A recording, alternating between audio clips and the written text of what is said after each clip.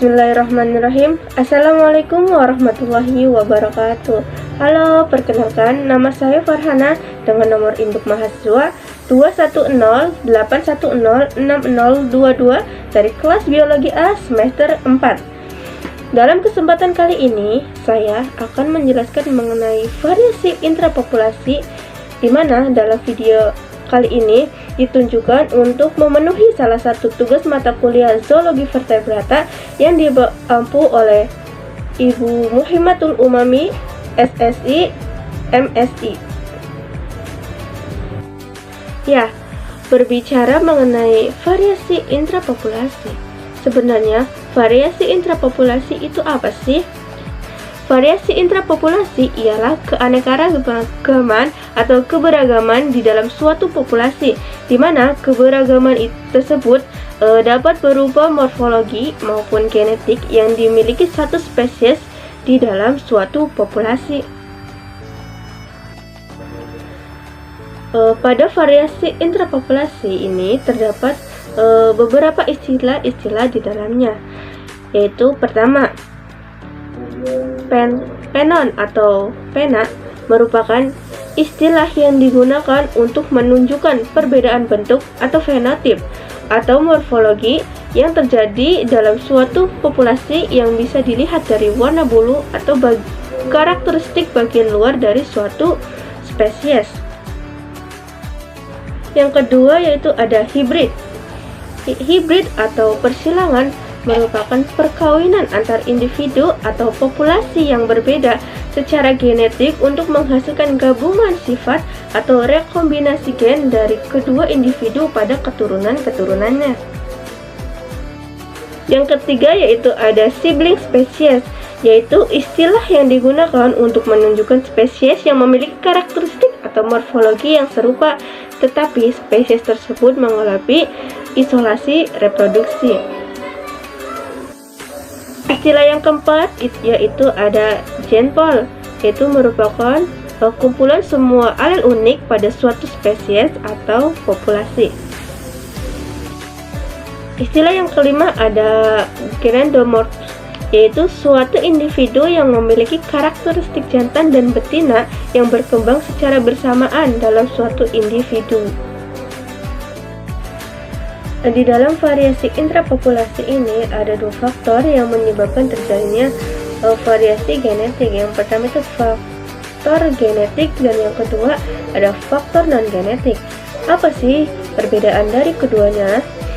Variasi genetik yaitu variasi yang disebabkan karena adanya perbedaan komponen genetik atau pewasan sifat yang diturunkan dari ketua ke keturunannya. Yang kedua ada variasi non-genetik, yaitu variasi yang disebabkan karena faktor lingkungannya. Pada variasi genetik ini terbagi lagi menjadi 3 faktor, yaitu ada dimorfisme seksual, di mana dimorfisme seksual ini terbagi lagi menjadi 3, yaitu ada perbedaan kelamin primer, perbedaan kelamin sekunder, dan yang ketiga gendermorfi dan intraseks. Yang kedua ada strain seksual dan uniparental, dan yang ketiga ada ordinary genetic variation atau variasi genetik biasa yang dibedakan lagi menjadi 2, yaitu variasi discontinue dan variasi continue. Yang selanjutnya yaitu ada variasi non-genetik, di mana variasi ini disebabkan karena beberapa faktor, yaitu yang pertama variasi umur, yang kedua variasi musiman pada suatu individu, yang ketiga variasi sosial, dan yang keempat variasi ekologi atau habitat. Pada variasi umur, variasi ini terjadi pada hewan yang dapat melakukan metamorfosis, yaitu perubahan dari fase larva yang berbeda dengan fase dewasa. Contohnya pada katak, yaitu Megarphaea cancrifera, di mana siklus hidup katak ini dimulai dari telur, kemudian berudu berkaki, katak muda, lalu katak dewasa. Yang kedua ada variasi musiman pada suatu individu, yaitu suatu individu yang hidupnya melalui beberapa musim. Contohnya seperti serigala, di mana ketika serigala berada pada musim dingin, bulunya akan nampak putih, dan pada musim kemarau bulunya akan nampak coklat. Yang ketiga ada variasi sosial. Variasi ini terjadi pada hewan yang hidupnya berkoloni. Contohnya lebah, di mana antara lebah ratu, lebah jantan, dan lebah pekerja memiliki morfologi yang berbeda, di mana perbedaan tersebut dikarenakan adanya kasta sosial yang ada dalam koloni lebah. Yang keempat adalah variasi ekologi atau habitat, di mana variasi ekologi ini terbagi lagi menjadi 4, yaitu variasi habitat, di mana variasi yang terjadi akibat perbedaan habitat. Yang kedua ada variasi neurogenik, yaitu faktor variasi perubahan warna yang disebabkan karena respon terhadap lingkungan. Yang ketiga ada variasi alometrik, yaitu individu dalam populasi yang memiliki perubahan alometrik akan mengalami variasi alometrik, di mana perubahan alometrik itu perubahan yang bersifat sementara dan biasanya terjadi pada serangga. Dalam menyeleksi spesimen di tempat yang sama akan terdapat 4 kemungkinan, yaitu terjadinya isolasi produksi. Yang pertama, di mana suatu spesies yang memiliki morfologi yang sama namun tidak mengalami isolasi reproduksi, sehingga itu dinamakan dengan satu spesies. Yang kedua, suatu spesies memiliki morfologi yang sama namun mengalami isolasi reproduksi, sehingga disebut dengan spesies sibling.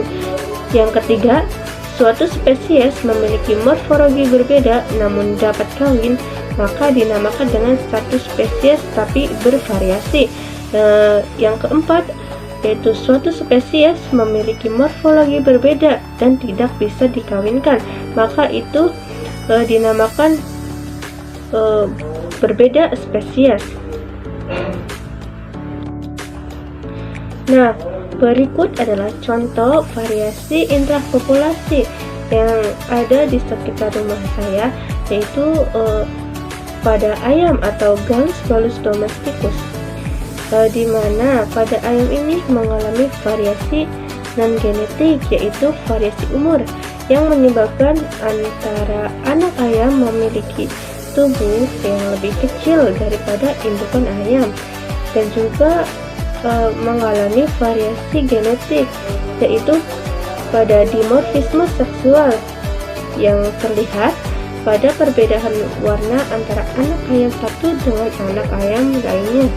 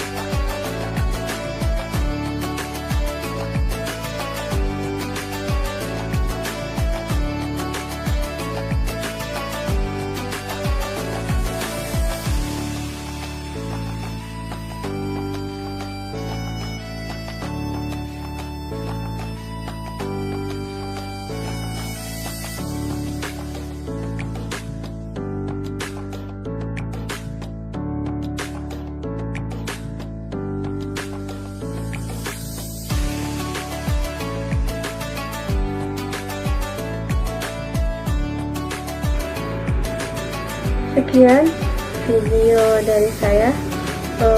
Kurang dan kurangnya mohon maaf.